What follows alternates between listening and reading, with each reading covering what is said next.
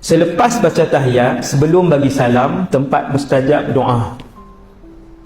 Berapa tahun dah kita semayang? 40 tahun. Malam ni baru tahu antara tempat mustajab doa selepas baca tahiyat, sebelum bagi salam.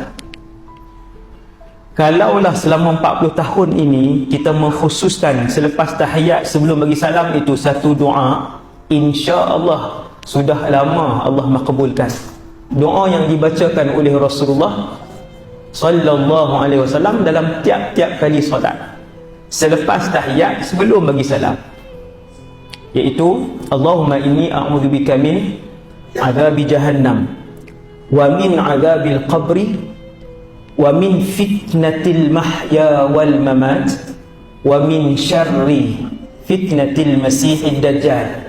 Ramai tak tuan-tuan malam ni baru dengar doa ni? Ramai.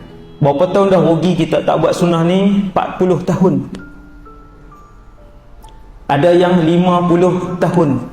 Tuan-tuan mohon dengan Allah, ya Allah, jadikanlah aku di kalangan yang setiap kali aku mendengar kebaikan dan sunnah untuk mudah aku mengamalkannya di dalam kehidupanku.